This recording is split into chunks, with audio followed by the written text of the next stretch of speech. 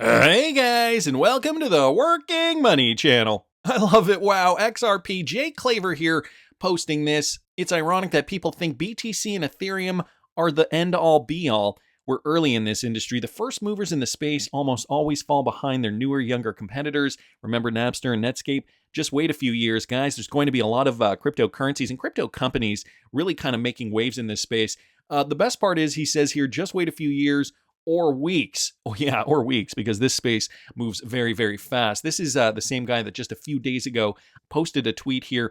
If you can't beat him, join him. In relation to XRP, Jake Claver, a business leader and financial strategist, recently made a bold prediction about the future of XRP and the broader crypto market. So his post on X basically stated just that. The if you can't beat him, join him moment is coming very soon in crypto, and for XRP in particular. So I'm getting pretty excited, seeing these types of statements, floating around the crypto space from business people and investors really understanding the concept of cryptocurrencies not in a speculative market. Because moving forward, guys, I don't know if you caught the video I did this morning, but we talked about the rate cut that just recently happened yesterday and the implications that could have on, not just the crypto market, but on a lot of things. If you guys didn't catch that video, I will link it up here in the top right-hand corner. But there is a difference between the spec market and once that real-world utility does kick in, as Jake Claver is alluding to here, all things are going to be looking very, very different. And for XRP in particular, as he stated back on September the 14th, just about 5 days ago.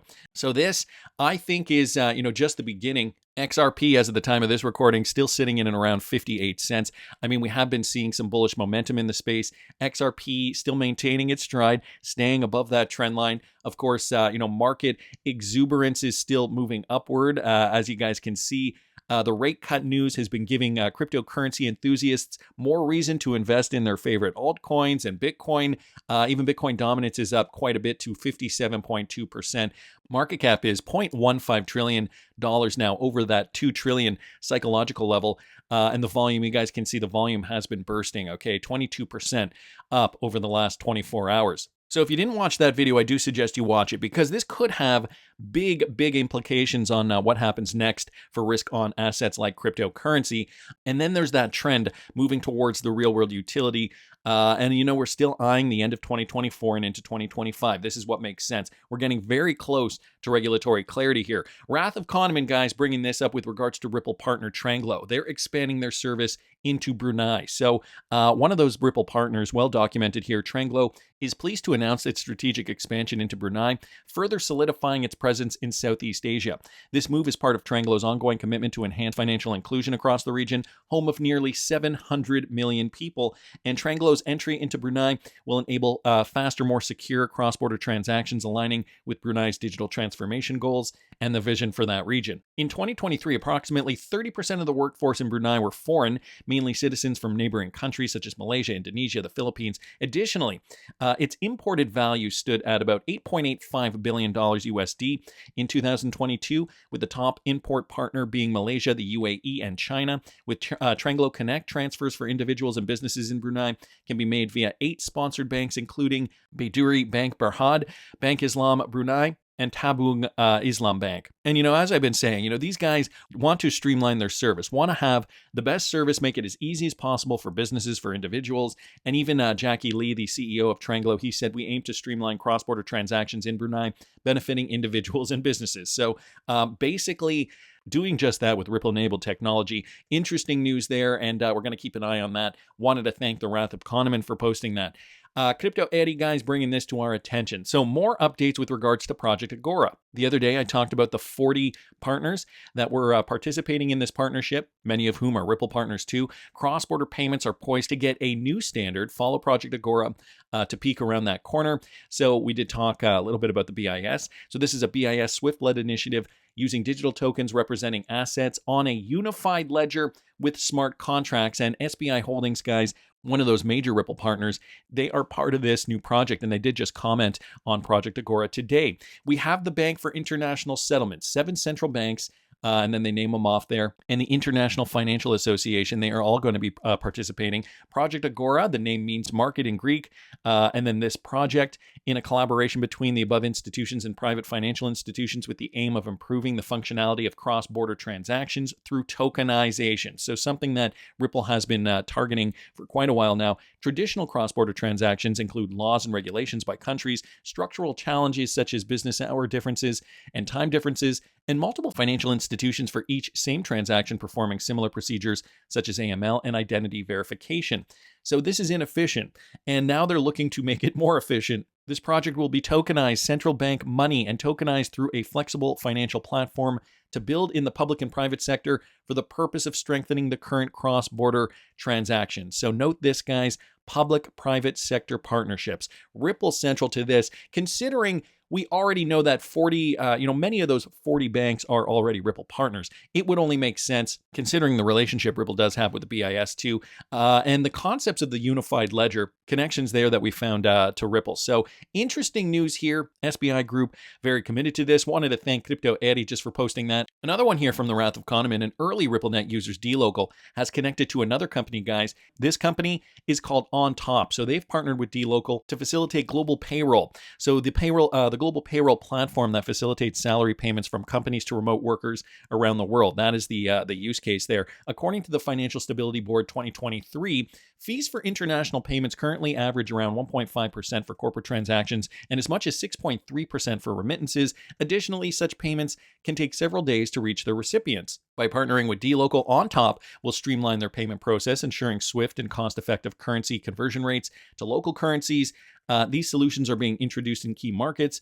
These include Argentina, Bangladesh, Bolivia, Brazil, Chile, Colombia, Costa Rica, Dominican Republic, El Salvador, Ecuador, Guatemala, Honduras, Indonesia, India, Mexico, Morocco, Nicaragua, Nigeria, Panama, Paraguay, Peru, Pakistan, the Philippines, South Africa, Thailand, Turkey, and Vietnam. Boy, I wasn't ready to rattle off all those countries, but there it is. That is huge, though, further enhancing the financial infrastructure of all those different companies using a Ripple partner here along with Ontop. Here is a quote: partnering with DLocal enables us to offer a seamless and inclusive financial experience worldwide. The integration of efficient, low-cost payment solutions is crucial to our mission of simplifying global payroll processes and empowering our users with timely and fair compensation.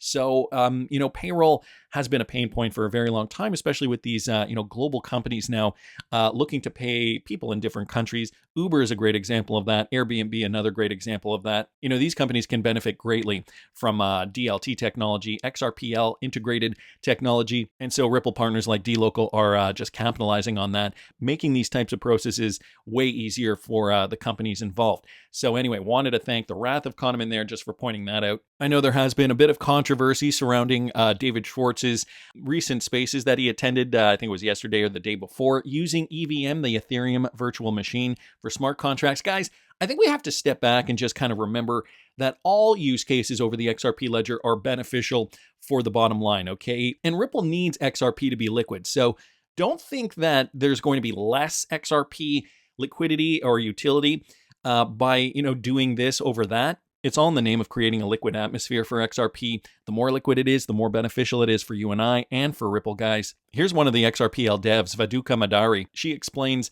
the benefits, right? There's pros and cons of every blockchain. It's hard for us non-dev types, I guess, to understand. But anyway, listen to this. I think it's a pretty good explanation. In blockchain is important because you can't really have one blockchain that's suitable for everything.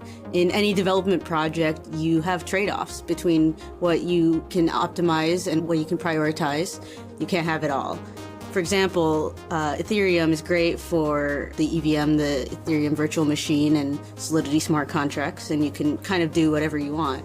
But there is a little bit of a trade-off that comes there because all of these smart contracts have to be processed. Your throughput's limited a little more. Versus the XRP ledger is great for payments, but because of the way it's designed, having this kind of open, do whatever you want functionality is a little harder to do. But, what it's good at, it's really good at. So you've got these trade-offs. And so the objective of interoperability is, how do we have it all? How can we use our value in all these different ways without needing to have these siloed ecosystems? So how do we have it all? And that's exactly it. The interoperability is what's going to help the users of the XRP ledger be able to have it all eventually.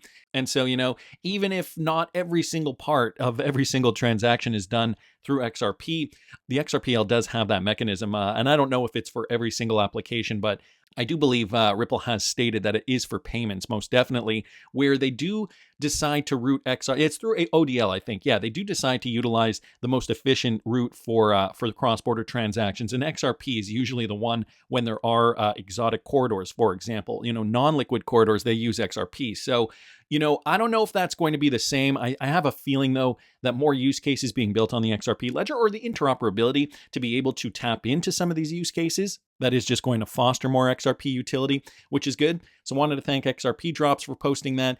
And with regards to that, too, we are seeing more stable coins also being issued. So, the fact that we do have a very robust XRP ledger that can source for payments, as Maduka did say there, can source for payments and does payments very, very well. Well, guys, this bodes well for us considering there are so many different stablecoin projects being launched. Revolut just decided to launch their own stablecoin. The stablecoin market, currently led by Tether, with a market cap of around 119 billion, continues to attract new entrants. So they talk a little bit about Tether USDC here. Ripple obviously is releasing their own. BitGo also did just release plans for a stablecoin. And the reason I bring this up, not so much to talk about the Revolut stablecoin particularly, but the reason I bring this up, guys, is because with all these different stablecoins, there's going to be a need to interoperate. We're kind of back to square one in some ways, where, in 2017 and in 2018, when we didn't have stablecoins, but we were using fiat currency, Brad Garlinghouse did say, well, XRP can source for the fiat currency and it can provide the liquidity and you can transfer in a second. But people didn't want to do that at that time. But now they're thinking, oh, well, if we have stable coins, that's good. What they don't realize is it's kind of redundant, I guess, to have a stable coin when we could have just cut out the middleman, cut out the stable coin and used XRP directly. Oh, well, Brad Garling has told them way back then, but the industry clearly didn't listen and they feel like, okay, well, we need stable coins now. Well, good for us because XRP can still transfer those stable coins the same way they would have done a fiat currency in 2018. So because now all these companies are coming out with stable coins, it is good that we are XRP holders. And even Anders brings up the same. Everyone is launching their own stablecoin. This means liquidity will be fragmented. Thus, there will be a strong need for a jurisdictionless counterparty-free bridge asset. So again, guys, it all culminates to one point. If the XRP ledger is the best option for payments, as Mayuka Vadari says here, well, that means more countries, more companies are going to be using it. It's already partnered. Don't forget, guys, Ripple's already partnered with over 50 central banks around the world. So they are going to use the better technology, the better mousetrap, once that is finally implemented, when all things are said and done. And a lot of these central banks around the world are already using the XRP ledger for transactions. The global infrastructure, though, that is what we're eyeing. We're still waiting on the United States for crypto regulation, for crypto clarity. But in the meantime, we have to look to other countries like Korea, like South Korea. September 2024 articles, okay, guys? So this just came out this month, confirms that Ripple has been very popular in Korea since 2017. This courtesy of Smoke here. This is from an article that just came out a couple of days ago. Eastern Asia, institutions drive adoption in South Korea and Hong Kong. Okay, and if I go down here, you guys can see there are some statistics in this report here. Cryptocurrency value received by Eastern Asia compared to the rest of the world. Okay, so Eastern Asia only at 8.9%, the rest of the world 91.1%. What else do we have here? Share of all cryptocurrency transactions by value. And you can see, guys, these are starting to increase slowly but surely. Total value received by region, by type. So a lot of different metrics here describing how cryptocurrency use cases are growing. Countries by cryptocurrency value received. Okay, South Korea, definitely one of the largest ones. And then if I go down here, you guys can also see where they mention Ripple. And I do believe, right, it's right up here, monthly trade volume on centralized exchanges with the Korean won. Okay, so right here it says Ripple has been very popular with Korea since 2017, when it was expected to replace SWIFT international remittance system. So guys, these plans have been in the works for a very long time. Of course, it was the regulation that's held us back. It was the beer flu. It was the lawsuit. So many obstacles have been in Ripple's way from the beginning. Korea wanted to get on board, but of course, they had to wait for the rest of the world. The leader from the second exchange noted, referring to the international messaging system for international payments and settlements. We attribute this to the popularity of Ripple's very fast transfer speed, of about 2 seconds, and it's relatively low price per unit compared to Bitcoin and Ethereum.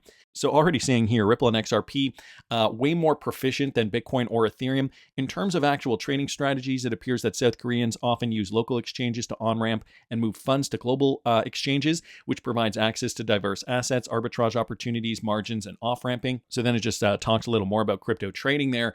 But guys, for international remittances, XRP, RippleNet, the two cryptocurrencies that are going to be utilized in Korea as stated in this report that was just released yesterday. So we have to think to ourselves, why does Ripple make the decisions they do? Like the escrow, for example. It's all part of a bigger plan. And I think Anders here really does hit the nail on the head. The genius of Ripple's XRP escrow supply. Now, these are just his own observations, but I think they really hit the point home. With the XRP locked in escrow, Ripple can satisfy the right market participants with XRP directly, who are likely to increase the demand and value of XRP. This is in contrast to Bitcoin, where new Bitcoin goes to miners who are anonymous, with new Bitcoin ultimately deriving from users of the network. They ultimately pay for it through mining fees. Thus, Bitcoin inflation is ultimately friction for users, unlike XRP. So there's a significant difference there. New XRP enters the market by a private entity who is financially incentivized for XRP price being as high as possible. There's no private entity releasing new Bitcoin into the market in such a way. So since the escrow release is 1 billion XRP per month, the maximum XRP inflation rate is capped. Ripple locks most of that XRP back into escrow in such a way they can effectively control and adjust the XRP inflation rate. The Bitcoin inflation rate is fixed and is only adjusted by the halving every 4 years. All XRP in existence has already been created. XRP is pre-mined. Thus, there will only ever be 100 billion XRP. Thus, we know that the total XRP available in the market will not even double from current levels. I believe this is important as well for the following reasons. Let's say Ripple decides to flood the market with newly released XRP from the escrow at maximum inflation rate. Ripple will run out of XRP in 3.5 years. This provides assurance to the market that if Ripple acts irresponsibly by flooding the market, their XRP will quickly run out. This would both destroy the value of XRP as well as Ripple running out of XRP. So guys, Ripple does really lean on XRP quite a bit for their business model. You got to remember that. They also have an incentive for it to be a high enough price to transact so that large value transactions can be liquid. So it goes on to say, Ripple is thus incentivized to act responsibly with XRP. They have because it's finite and not to flood the market. But at the same time, Ripple has enough XRP that they can incentivize usage of XRP by financial institutions as well as enterprises. If Ripple had no XRP, they could not do this. The higher the value XRP is, the higher value Ripple will also have, since it is the most valuable asset on their balance sheet. They are incentivized to create an entire ecosystem around XRP spanning various businesses. Thus, incentives are completely aligned. For these reasons, I don't believe the escrow was something they just came up with by mistake or by chance. I do believe it's a very deliberate strategy and a very calculated one too. Ripple has the incentive to make XRP liquid. They want it to be used in every possible way, shape, or form, guys, on the XRP ledger. The interoperability with other blockchains, that is like a you have to play nicely in the playground kind of attitude. I bet you if Ripple could implement XRP in every facet of the world and have a monopoly over it, they would, because the higher the value, the more liquid it is, the better it is. Unfortunately, that's just not the case, but I think this is a very, very good explanation here from Anders. XRP is already the #1 cryptocurrency in South Korea, and they're looking to use it exclusively. And as more developers continue to develop on the XRPL, this is just going to create more use cases for XRP, thus driving more demand to the #1 cryptocurrency, in my opinion. It is the lion's share of my cryptocurrency portfolio. I'm going to be sharing my strategy over there at patreon.com/workingmoneychannel. For all of you guys that are interested, that's just my opinion, but I want to hear what you guys think. Please subscribe to the channel if you haven't already. Like the video if you like the content I'm providing. I always love hearing your comments. See you in the next one, guys.